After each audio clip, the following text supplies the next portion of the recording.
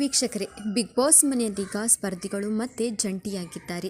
ಗಿಲ್ಲಿ ಹಾಗೂ ಕಾವ್ಯ ಮತ್ತೆ ಒಟ್ಟಿಗೆ ಆಟವನ್ನು ಆಡ್ತಾ ಇದ್ದಾರೆ. ನಿನ್ನೆ ಬಿಗ್ ಬಾಸ್ ಅಲ್ಲಿ ಒಂದು ಟಾಸ್ಕ್ ಅನ್ನು ನೀಡಿದ್ರು. ಸ್ಪರ್ಧಿಗಳೇ ತಮ್ಮ ಜೊತೆಗಾರರನ್ನು ಆಯ್ಕೆ ಮಾಡಿಕೊಳ್ಳಬೇಕಿತ್ತು. ಹೀಗಾಗಿ ಮನೆಯಲ್ಲಿ ಕಾವ್ಯ ಗಿಲ್ಲಿ ಜೋಡಿಯಾದರೆ ರಾಶಿಕಾ ಮತ್ತು ಸೂರಜ್, ಸ್ಪಂದನ ಅಭಿಷೇಕ್, ಅಶ್ವಿನಿ ರಘು, ಮಾಳು ರಕ್ಷಿತಾ, ಚೈತ್ರ ಕುಂದಾಪುರ್ ಹಾಗೂ ರಜತ್ ಕಿಶನ್ ಅವರು ಜೋಡಿ ಆದರು. ಧ್ರುವಂತ್ ಅವರನ್ನು ಮಾತ್ರ ಯಾರೂ ಸೆಲೆಕ್ಟ್ ಮಾಡಲೇ ಇಲ್ಲ. ಆದರೆ ಗಿಲ್ಲಿ ನಟ ಹಾಗೂ ರಾಶಿಕಾ ಜೋಡಿ ವಿರುದ್ಧ ಸಖತ್ ಪೈಪೋಟಿ ಇದೆ. ರಾಶಿಕಾ ಅವರಂತೂ ಕಾವ್ಯ ಮತ್ತು ಗಿಲ್ಲಿಯನ್ನು ಸೋಲಿಸಿ ಟಾಸ್ಕ್ನಿಂದ ಹೊರಗೆ ಹಾಕುವ ನಿರ್ಧಾರವನ್ನು ಮಾಡಿದ್ದು, ಸೂರಜ್ ಜೊತೆಗೆ ಈ ಬಗ್ಗೆ ಚರ್ಚೆ ಮಾಡಿದ ವಿಡಿಯೋ ಸಖತ್ ವೈರಲ್ ಆಗಿದೆ. ಗಿಲ್ಲಿ ಈ ಟಾಸ್ಕ್ ಅನ್ನು ತುಂಬಾ ಸೀರಿಯಸ್ ಆಗಿ ತೆಗೆದುಕೊಂಡಂತಿದೆ.